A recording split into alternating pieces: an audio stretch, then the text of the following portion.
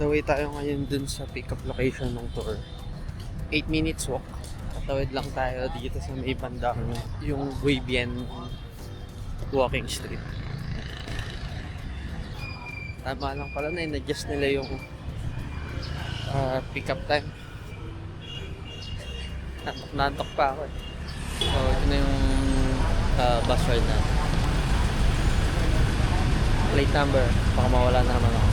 A few moments later. So, halos malapit na tayo sa paanan. Tagal ng biyahe, 3 hours or magti 3 and a half. Siguro 3 and a half bago makarating sa pinakabundok. Naharangan lang ng mga puno pero halos andito na tayo. So yeah, update ulit ako kapag andun na. Cut.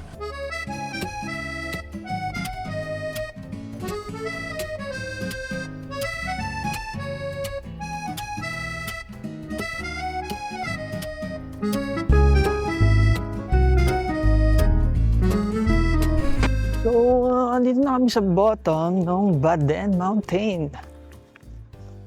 I-discover muna natin pa na to. Kasi wala kaming tour guide eh. Parang kanya-kanya. Ito may ticket count. So, yung nabook ko sa clock pala, wala pa siyang entrance ticket. Yung binayaran ko lang sa clock is yung cable car tsaka yung entrance sa Baden. Pero dito sa mismong area, meron pa siyang ticket na it cost me another 10,000 magkano ba yun? 10,000 kidong. Okay.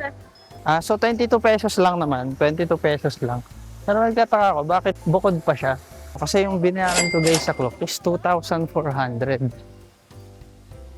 And yet, bukod pa pala yung entrance fee. Adult, so yan. Adult ticket. Cable car to the mountain peak. Okay. Okay. Kaya pala dalawa yung QR na binigay sa akin dun sa clock. Isa for cable car, isa for bus. Layo din ang biyahe? 2 and a half?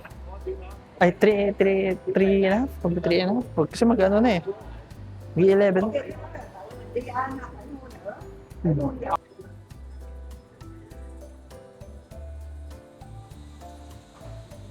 Yeah, dito na kami. Sasakay na lang.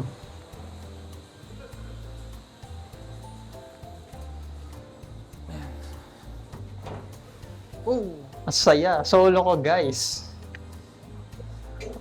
Kita nyo yan? Solo yan, no? Naalala ko nung nag-book din ako ng tour sa Iloilo.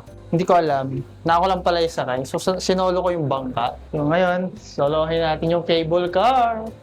Ngayon, tsaka natin ilabas si camera. Parang nalamigan nata ng aircon. So, magbo-boost to eh. Bibilis dito eh. Yeah!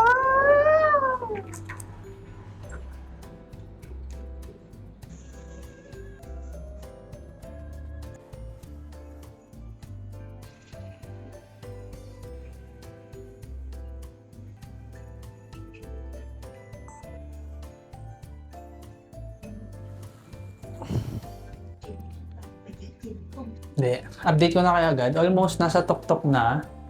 And nakikita ko na yung parang statue. Ayan. So, ito, malapit na. Thank you. Masyado share sila.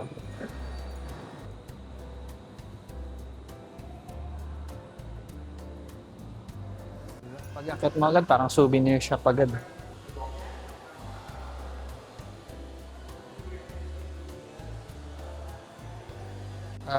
So, anyway, hindi pa pala tayo nagtatanghalian. So, baka mag-lunch muna tayo, mabilisan. And ang available dito, ito agad yung bumungad sa akin, pho. So, yan na agad. Huwag na tayo mamili. Gusto ko rin naman yan. Ang mura talaga dito sa Vietnam. Sa mga gusto magbakasyon sa Vietnam, tingin ko masusulit nyo talaga siya. Foods are not that expensive. Tours are also not that expensive. So, don't worry kung tingin nyo, baka hindi magkasya budget nyo. Actually, sasabihin ko sa inyo, baka sobra pa yan. Ako kasi, siguro ni-spoil ko yung sarili ko sa food. So, magastos ako sa food. Bili ako ng bili. So, yung fun nila is Kobo Hanoi. It cost me 75,000 dong. Sa mga nakapag-Cebu na, parang ganun yung vibe dito. Di ba may sa Cebu may city tour, yung Temple of Leia, Sirao Garden. Parang ganun siya. Temple of Leia, pinagsamang Temple of Leia at Sirao Garden. Thank you. Mas ma-veggie. As always, ang sarap.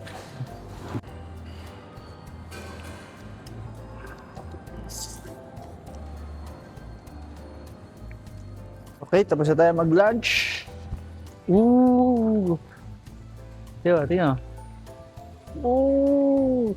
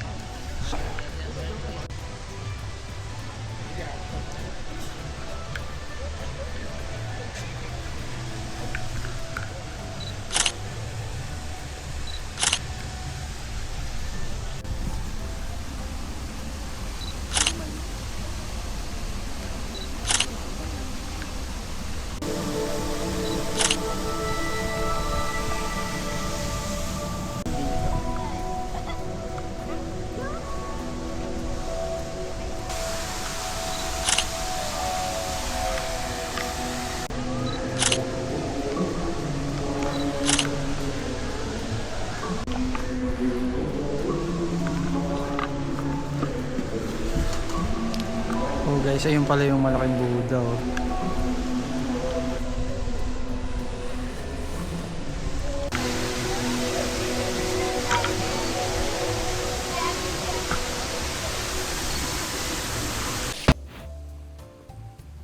So guys, bababa tayo. Andun pala yung iba pa tong statue na to. Meron dito, malaking statue siya ng Buddha. Ito papasilip ko sa inyo. So, pwede pa palang baba. So, ito siya. Ayan. Way to Maitreya Buddha statue. Maitreya Buddha statue.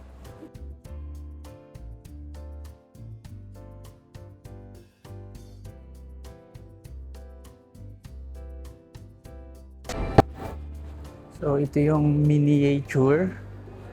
Mamaya, yung pinakamalaki.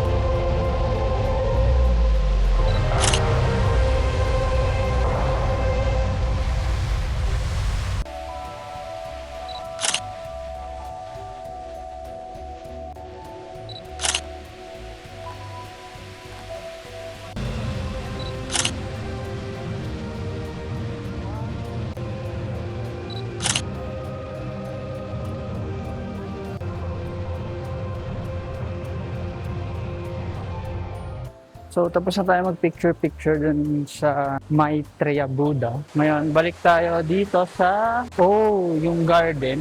Yung presko ng hangin dito, guys. Ang init dun sa Buddha kanina.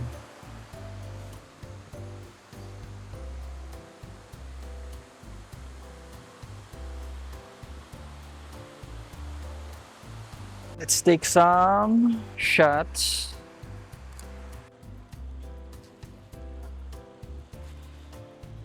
Yung statue kanina.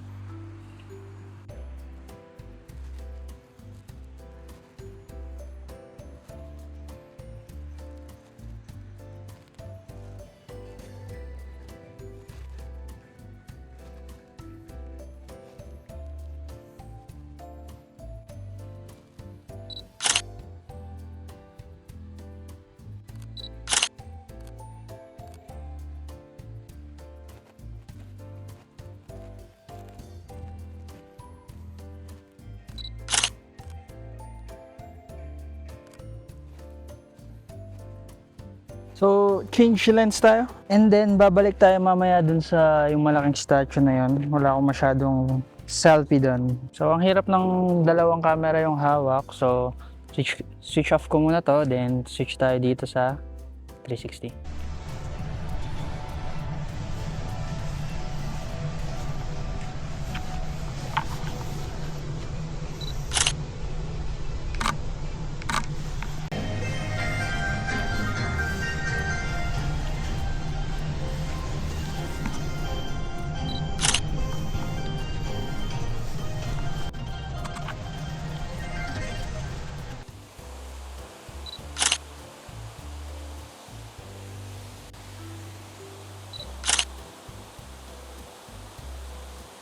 So, walang masyadong nagpipicture dun sa baba. So, hindi ako wala pa akong picture dito. Hanap tayo na magpipicture sa akin. Kailangan ko ng kahit isang picture man lang dito.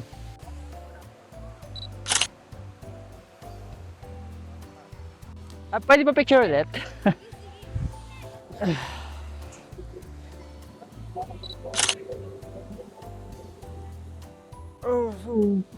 So, pahinga muna tayo para ma-refresh. At ano nga tawag dito? Trasaw? Ano siya ng mga sago-sago?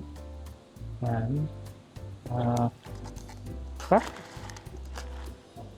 Kape ata siya. Kape or tea? Tea. Gusto ko yung parang sago nila dito. Parang, yung sago nila parang gulaman, pero bilog. Ang sarap. Alam ko dalawa yung binok ko dito. Isang Baden cable car, round trip to Hang Pagoda and Banson Peak. Ito nasa taas ito yung Banson Peak. Yung Hang Pagoda, alam ko parang bababa ka pa atas kalahati. Pero worth it yung view dito. Sobrang kita nyo lahat. So, pakita ko lang sa inyo ko. Pakita ko lang kung nasan ako. Nandito kasi ako sa may sa store na to. So, ito yung view.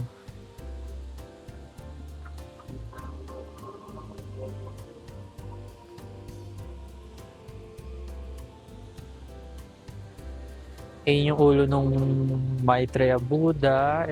Ito yung isang statue. So, ayun kung nakikita nyo, nakasulat doon is Banson Station. So, ito yung Banson Peak. So, tama ako, ito yung Banson Peak. Yung ang hinahanap ko ngayon is Hang Pagoda. Tingin ko meron pa yung something sa dulo. Oo nga, ito yung hindi ko pa napupuntahan. Is garden. Wow!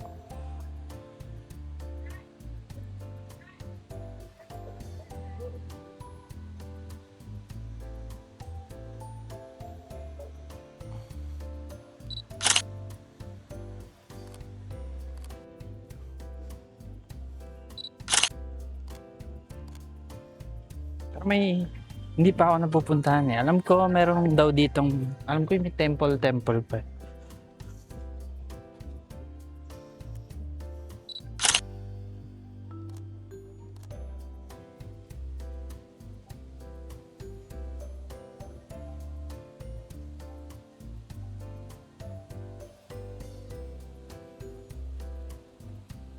Kita tayo sa likuran ng statue na to. And meron pa doon. Ayun. Ang dami-dami pa tayong pupuntahan pa pala dito. Inuna ko kasi yung nasa harapan eh. Overview nung mga napuntahan natin. Nung buong area.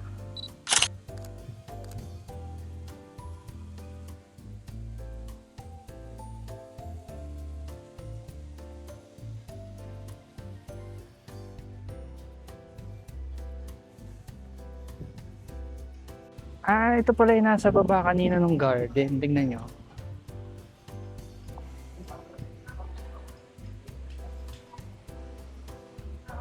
And then, dito may mga umaakyat. Yung nakita ko sa kabila kanina. So, makalagay. Parang katapos ang stair na naman. Ang ganda dito guys.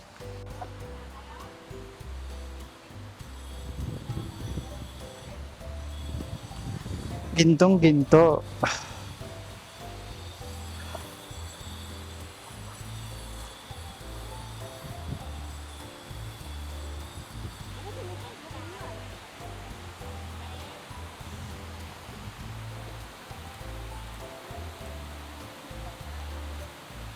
The Statue of Buddha Konagaman.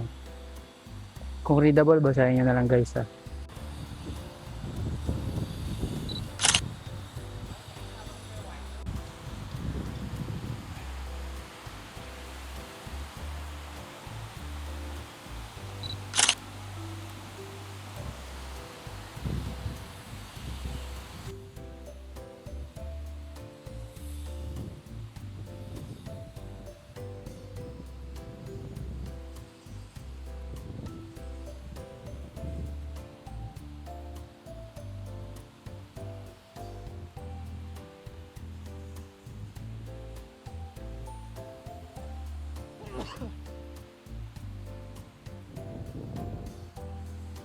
And then, so ito pala yung view dito sa likod.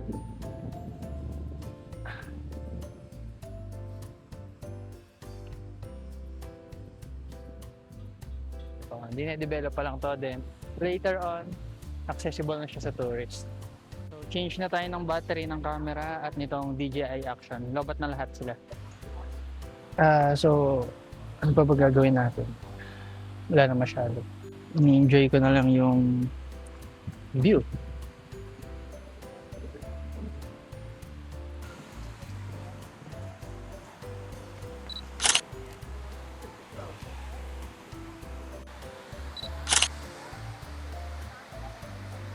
So, yeah. Tapos na tayo dun kay Konagama na Buddha. Ganda talaga dito, oh.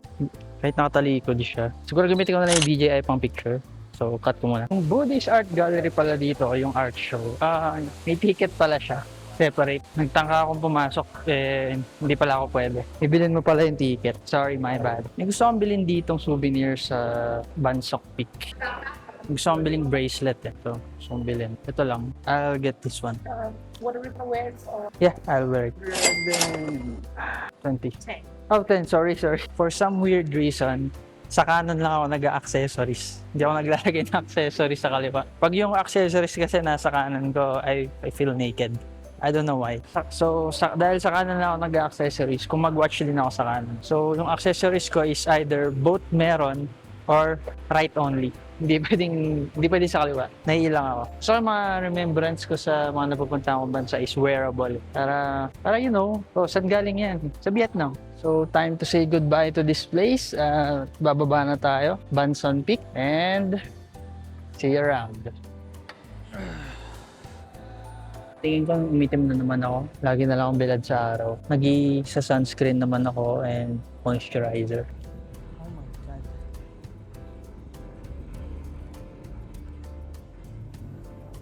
Nandun na tayong Hang Pagoda. Sa bandang kalagitnaan pa siya ng bundok. Update. So, merong palang line papunta nga dun sa Hang Pagoda, which is shorter and mas mababa.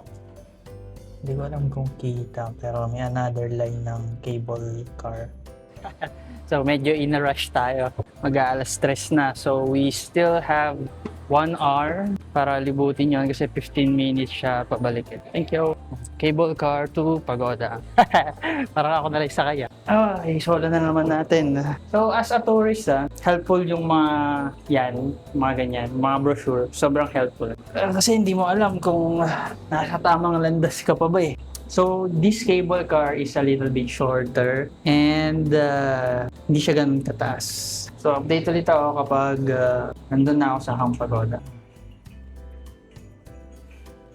Share ko lang ito yung kanina. Ayan, so may nakikita yung may papunta din doon. Yun yung sa Banson Peak. Yung papunta naman dito sa atin, ito yung Hang Pagoda. I think 1 hour is enough kasi alam ko yung Hang Pagoda is hindi naman siya ganun kalaki. Pagoda this way. So dito pala is para kang nasa village. Tarik.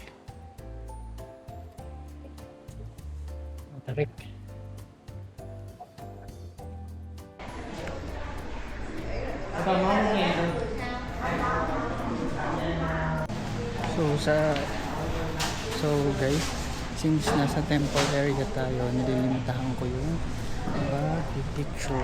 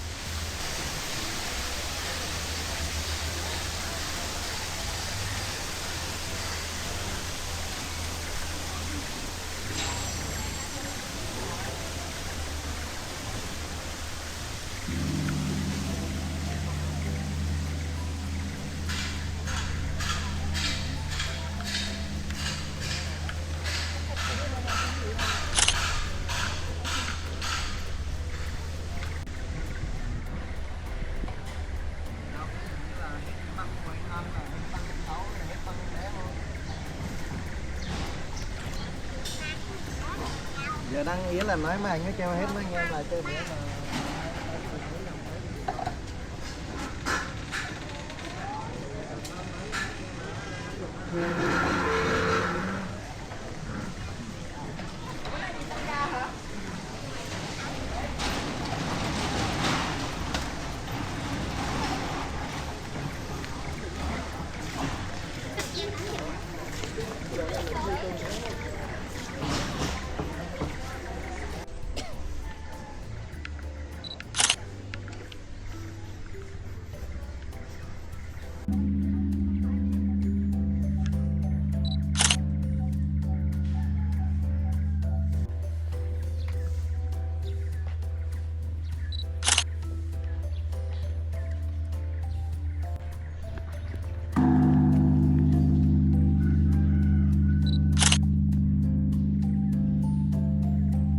So yung area na to is para siyang small town. So hindi ganun kaingay dito. So kaya less talking na lang siguro habang nandito. And parang every minute ginogong nila yung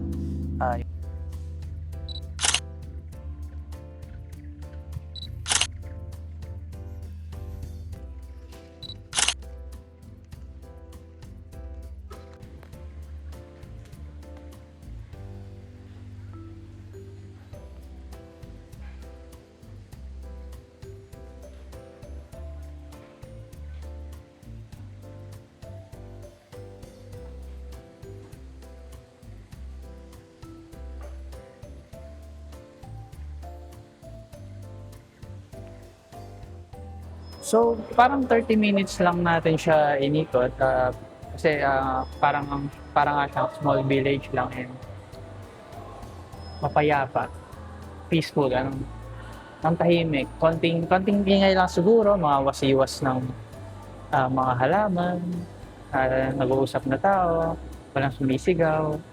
So yeah, peaceful yung lugar. And balik na tayo sa mountain base. So, pabalik na tayo sa mountain base and yun na, Bansod Peak and Hang Pagoda Tour. Sunworld Baden Mountain Tour. Nabilad na naman ako sa araw. Ay. Then, another 3 hours pa uwi. Tingin ko abuti kami 4. Uwi lang ako, baba ko gamit ko. Hindi ko alam kung ibablog ko pa yung dinner ko. Kasi nakakapagod, gusto ko na matulog. So, total ng binayad ko dito sa Klook is 2,399. Basta meron lang 10,000 dong for entrance fee. Siguro mga 22 pesos lang naman yun. And yeah, you can enjoy your tour na. Fresh lang yung hangin kasi nga lamig kasi sa taas kami. Yung araw lang yung mahapdi sa balat. I think hindi ko na i-vlog yung dinner ko mamaya. I will cut this and this is for my day 5 here in Ho Chi Minh, Vietnam. Ang tour ko na ito is Sunworld Baden Mountains. 3 hours or 3 hour and a half papunta from Ho Chi Minh City, District 1. And see you sa last day ko bukas. Bukas baka wala na ako masyadong gawin. Walk around the area na lang, street photography, and kung may magustuhan akong bilhin sa tabi-tabi, pasalubong. Yeah, so that's for today and see you for another short vlog tomorrow. So bye-bye and cut.